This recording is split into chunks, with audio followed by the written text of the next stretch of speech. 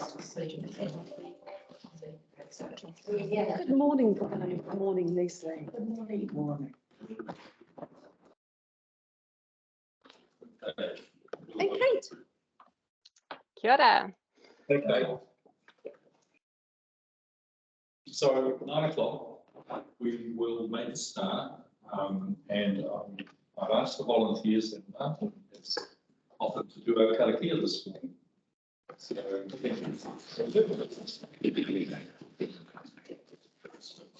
Te whānau hui, roati makarangi kia marama, kia whai tākei nā mea katoa.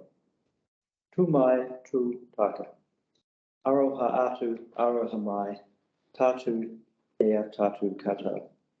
For this gathering, seek knowledge for understanding, have purpose in all that you do, stand tall, be strong, let us show respect for each other. Kia ora. thank you everyone for being here today. Thank you to our musical members who have come along.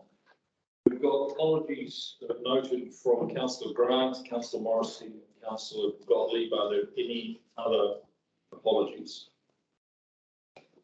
There being none, can I get a mover and a seconder, please? I'll move.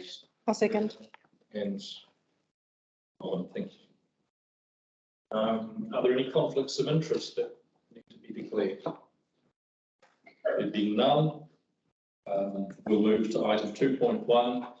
The purpose of today's meeting is to approve the annual plan recommendations for public consultation. Can I get a mover and a seconder to receive the motion, please? Yep. And a seconder, Deli, thank you. So I'll read the parts of the resolution that we're going to work through first. So we'll work through parts 1 and 2, which is we received the annual plan, adoption of consultation document, communications plan, and supporting information report, dated 24th February 2023. Part 2, Council approves the following support information for the 2023-24 annual plan consultation. A, proposed rating examples for municipal areas, 2023-24. Proposed schedule of changes to fees and charges, 2023-24. Capital expenditure projects planned for 2023-24 and prospective financial statements for 2023-24. Just with those two parts, I'd like to open those for discussion and invite any comments or questions. Terry. Thank you, Chair. Yes, my comments are really around Capital Works project, which I just wanted to have noted to the meeting. I'm happy that they go through the consultation process. We've had our first board meeting since November last year, and we were looking at the work program and advised that one of our key projects is that was left in our local area, the boardwalk, recommended by our local coastal scientists that the boardwalk doesn't proceed because of hard structures on the coast, which has led us all into a little bit of a tailspin over it all. So based on that and the fact that we need to reconsider it, we would like to take that project out of the long-term, the capital projects, and put the nip curb project back in, which is of a similar cost. So I'm just noting that now, and I think the submissions come through relating that. The other one that was risen yesterday, I need to just note again, is that with the cut in the grants, there's concern that the local groups, especially around using the hall, were wanting to know if that hall could become free to use for a certain amount of the users who would just normally get a grant to go and use the hall to do their group's facilities in it, and especially around the theatre group, which hire it for practice, $40 a time, and it costs about $3,000 a year to do it. So I'd like to note that as well as being submissions that will come through requesting those kind of support to help those groups to continue. My point. Thank you, Councillor Walker. So what we're hearing from you is that you would like those noted, and they form part of submissions from community board or community groups or individuals or all of the above. Thank you. Happy to do that. Any other record? On page 61, is that a typo? Should that be 2022, 23, 24 proposed plan? Is that the consultation document that's in the agenda? Yes. Yeah, there's been a number of updates to that since, and that's one of the ones that's just also in the footer, that error, and those Okay. have been corrected. You've got it. Perfect. That's fine. Which attachment are you on, Rika? I'm in the packet. Oh, you're in the packet. Yes. And I just wanted to sort of, I guess, building on a little bit of what Terry said. And I know the comms plan is there and I've had a look at it and it looks really good. A lot of these changes are going to be a surprise to some of our communities, and obviously telling, you know, this story and the direction that the annual plan is going in is really, really important. We've already had a couple of emails overnight from some of our Mercury Bay communities surprised around the change. So I guess that we really need to tell our recovery story. Sure, it's very evident to a lot of people, but I just sort of wanted to reiterate that. Absolutely right, and it is a really story this time around. Yes. It always has been, but this time there is so much stuff that we communicate. That's why this consultation process is really important. Absolutely. Thank you. Any other? Just a quick question. So if someone is concerned about, because I reiterate what Rika said about people going, oh my God, you know, this project here we've been waiting for, and we see that it's potentially off the table. What kind of assistance, or who is the right person to assist people when they're making submissions? Because people, you know, some of, particularly the older community, I don't really want to single them out, get a bit nervous about how they go about doing that submission. So is that front of office staff, or who can help people who get a bit lost in the process? Through the chair, it's any number of staff can help, but certainly our customer services team are very happy to help at the counters at the front desk. Our policy and planning team are more than happy to help over the phone with people trying to lodge submissions, especially if they're trying to do it online and having difficulties. And our libraries are also briefed on the submission process and are there to help if they can. Oh, that's awesome, Kate. Thank you. I think particularly the library is a really user-friendly space for people to sort of feel they can sit down and calmly get into it. Yes. Awesome. Thanks, Kate. No problem. Martin. And that's a perfect segue around the library. So on the bottom of page 7, it says the removal of library fines, encourage people to access the many resources that libraries offer, including council services. This is probably only a small thing in the whole annual plan, but I personally think it's very important. It's a very off-putting thing for people who get fines and then just don't ever bother coming back. I was fortunate to be able to be invited to donate $24 of fines recently, so I fully support that particular proposal. I think you should have declared it. Yes. I'd just like to comment how lovely it is that there are pro-library councillors at the table. Yeah. That's a naughty.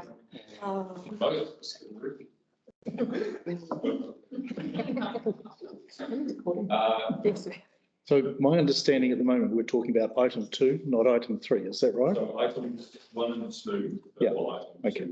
What page are we on? So we'll work through those first. Those resolutions. Thank you. Okay. Any further questions, comments, discussion on item 2? There being none, I'll put those to the council, please. All those in favour? Aye. Against? Items 1 and 2 carried. Thank you.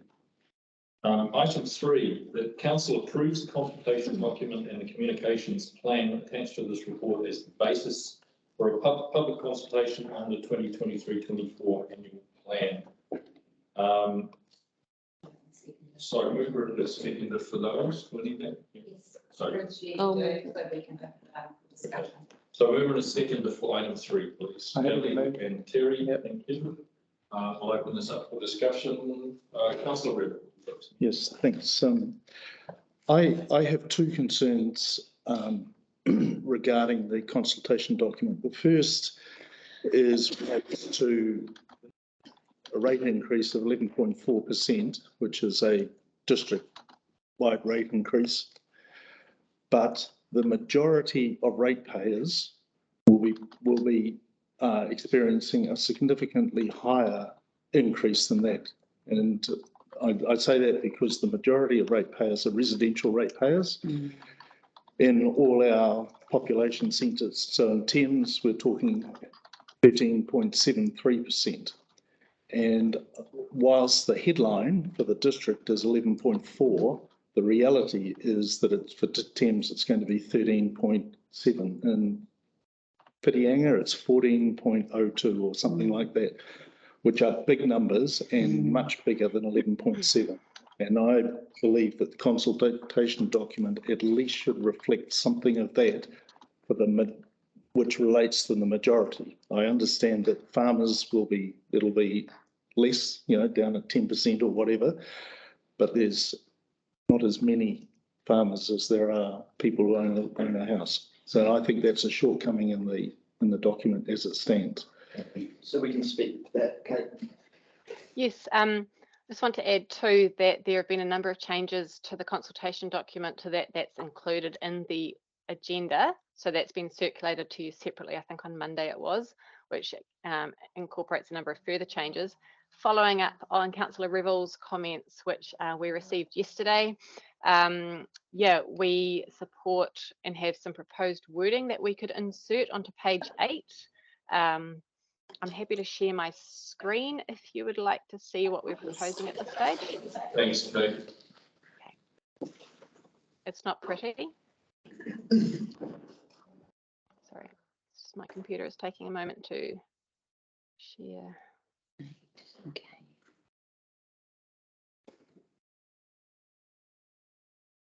Okay. Can you see my screen? A little bit further, please. Yeah, thank you. Okay, great. So proposing a new paragraph at the top of page 8, and which focuses on the residential property rates.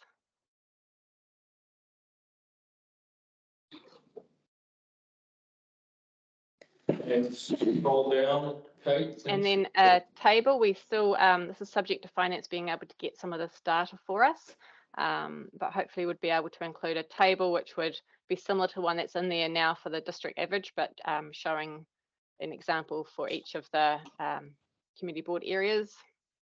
And then just a brief explanation about, or just a little bit of new text here, and then we are into the existing information that's on that page about the district-wide rates increase.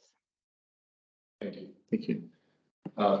So in the interest of transparency, I would support that. I think there's some that needs to be out there. It's not a pretty picture, but it's facts. So That's not a pretty picture, but yeah. Yeah. And I'd be very satisfied with that change. So Right. given that this is going out for public consultation, it's important that the public have the facts in front of them and they have a right to answer that. It's a great point that you raised, Peter, and I would be really pleased to see that paragraph added in. I would also sort of go as far to say that when we talk about our key messaging around this, that we talk about an annual average rates increase for residential properties and use the average of that, which will be higher than the 11.4. Can we, good point, can we get an amendment along those lines? Is that easy enough to do? Well, yeah, they will have the information. It's just a matter of being able to formulate the model to be able to do it. I think they will be able to do that. Yeah. But in a way that's easily communicated. I know it starts to get complicated if we get down, but thank you. Sorry, Lauren. So just on page 7 of the document and 67 on our agenda. So there's the little balloon there with inflation. But I'm just sort of struggling partway through. It says basically Bill have put the average inflation at 10.5%, comma, an 8% average across, I'm just not sure that that reads particularly well. Yep, I'll need to check the latest version of it and just check if in case that's been amended at all. But I know that we were trying to keep things pretty succinct for the diagram to keep it very simple. But yes, we don't want to lose meaning in the process. And so that 10.5% is across the country? And it'll be across the board. So the inflation rate will be calculated from a whole range of things that don't necessarily drill straight down into our CapEx and OpEx numbers. Yeah. So I'm guessing that you can't apply directly the 10.5% to our CapEx and OpEx and say that therefore is 10.5%. Yeah, so different factors like mortgage rates. So presumably that's what that 8% is saying there. So we can say 8% of the average 11.4 is. That's my understanding. Have I got that right, Kate? Not quite, I don't think. Donna's down the back, and I might hand over to Donna to make sure I don't say the wrong thing. I'll try and explain it. So what we're saying is that 8%, so we already budgeted for inflation. Inflation is up around 11%. We'd already budgeted difference between that. We budgeted an extra 8% for inflation. That doesn't correlate directly to the 11.4% though, because we're only talking about specific things like these. It's hard to explain, but there's Not all of the annual plan has been hit by inflation. no, that's right. Not all of it will be. Not all of it will be hit by average either. So as you were correct, in what we were saying about the fact that there's different inflation factors for different things. There's different for CapEx, there's different for wages and salaries, there's different, we use it in LG, certain things, you know, it's quite complicated. Well, it'd be But really it simple. doesn't mean that 8% of the 11.4% is not. It's confusing, but okay. Peter? So it's a new topic. Have we finished that one? Can I So just, Sorry, yeah. So, Kate, can you have your say, because it might answer some of the questions, and then we'll see what Deli's question is.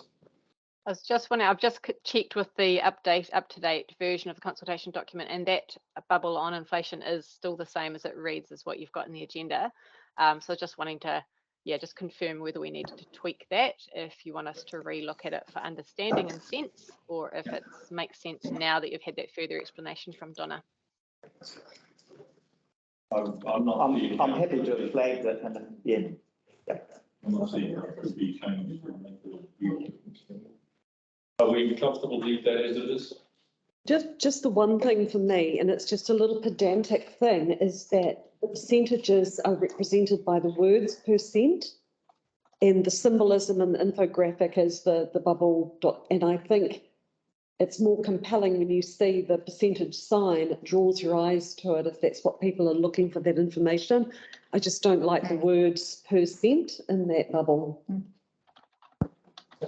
Easy fix, Kate? Easy fix. It's done already. Look at that. We happy with that? Thank you, Deli. Yeah, and Pete's Okay. got a new topic. New topic. New topic?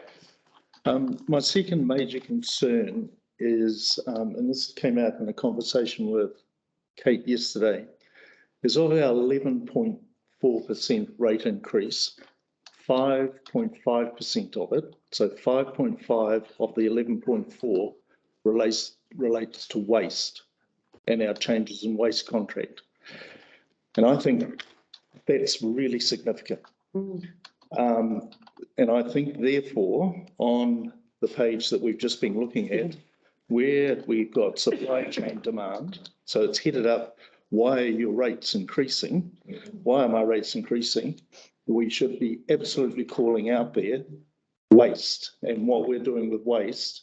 And we should be calling out that 5.5% of the 11.4% relates to waste. And then over on page 76, which whatever it is in the page 16, where we talk in detail about solid waste and what have you, I think it would be helpful to therefore explain the 5.5% where, so we actually understand what that 5.5% is made up of. Market increase in fuel, you know, that's 1%, extended opening hours, 0.5% or whatever it might be. Because at the end of the day, as we discussed yesterday, we're wanting our ratepayers to do a mind shift, a complete cultural shift around waste. And that's what kind of this is all about. And it's having a 5.5% impact on the rate. So it's just to be absolutely clear, they're absolutely clear about the investment that we're putting in because we want to see waste being done differently. That's a good point. Yeah, I'm happy with that. Just a question on clarification, but the fact is also that was committed to by the previous council prior to the election, so actually not consulting on it, it is not reversible. So is that an important component?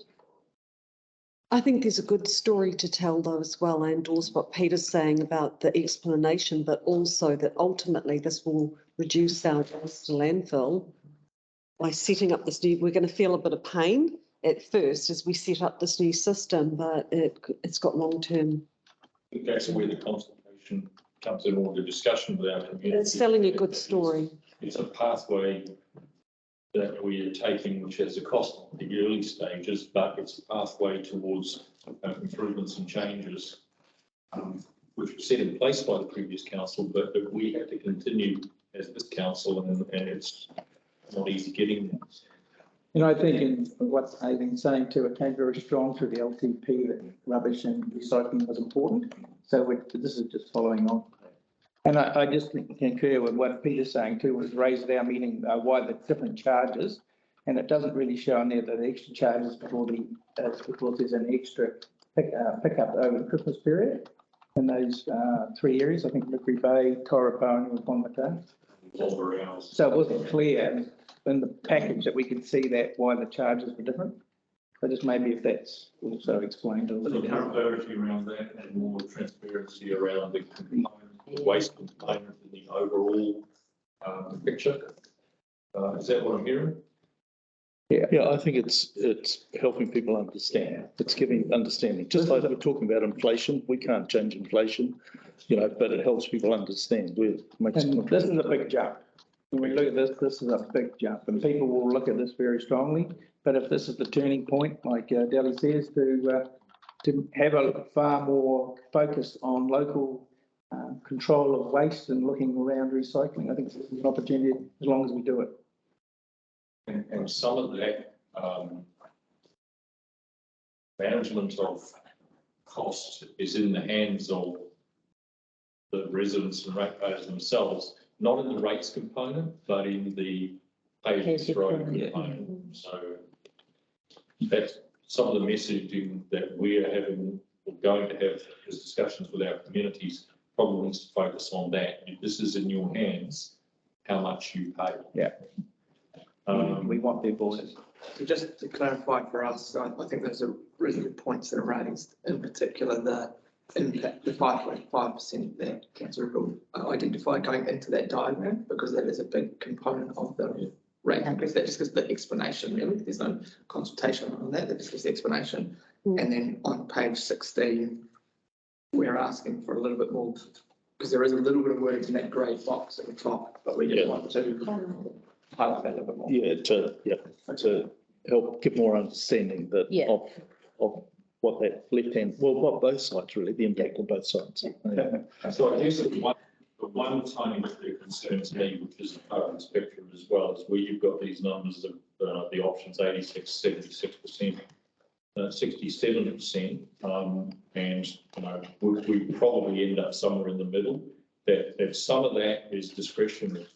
You have some choices about that. Those are the increases in cost, but in terms of your overall cost per year of getting rid of your waste, you have some discretion and control over that. Yeah.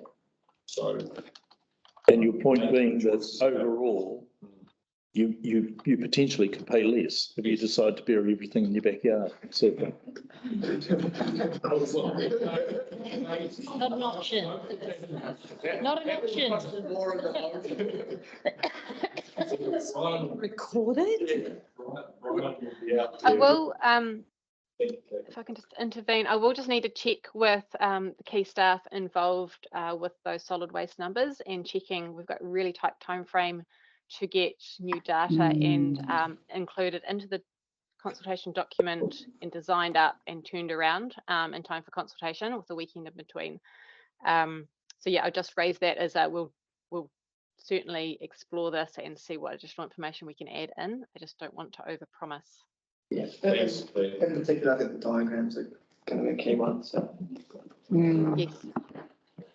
Cool. Okay, so, And finally, sorry, just on page 16, I understand it's the emissions trading scheme, not the emissions trading system. Is that correct or not? ETS.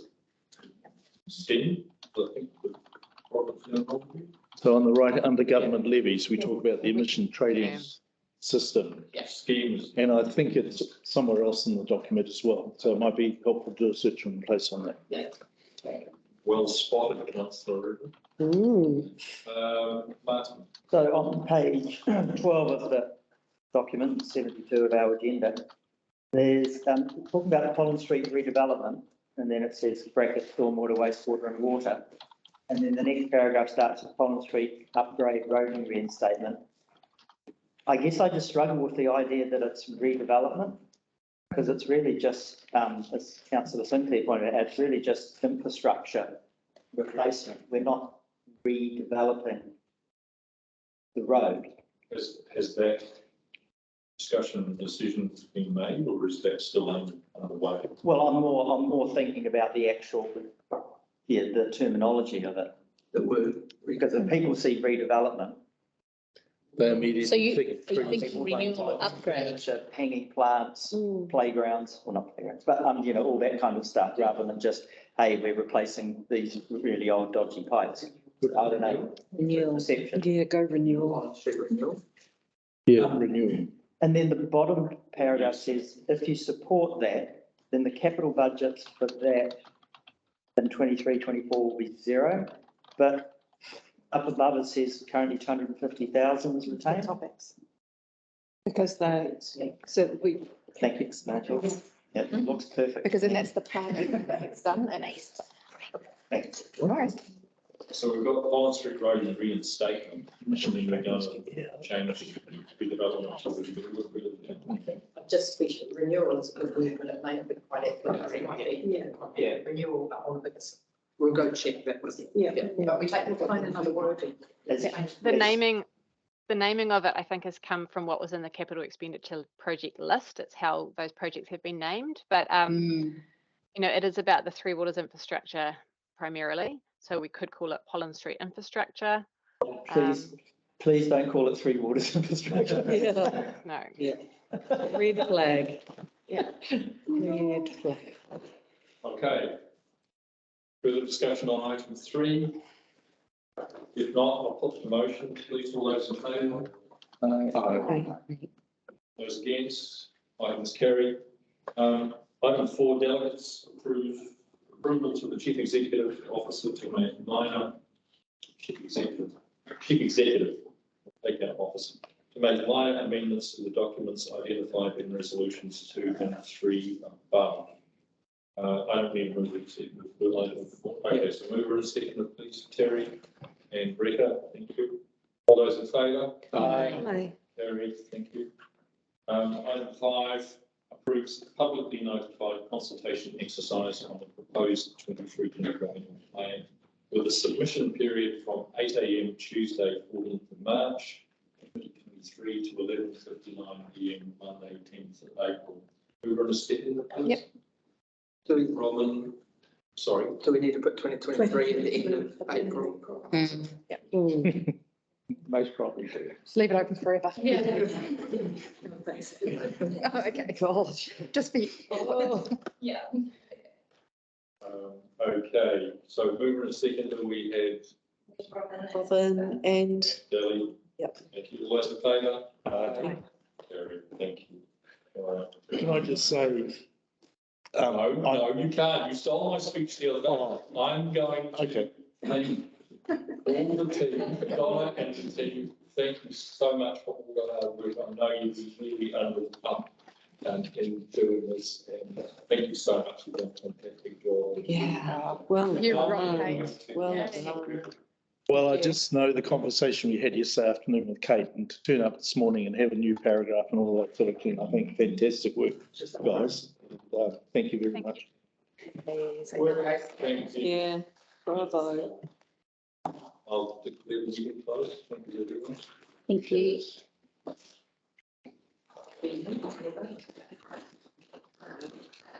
Should clap more. People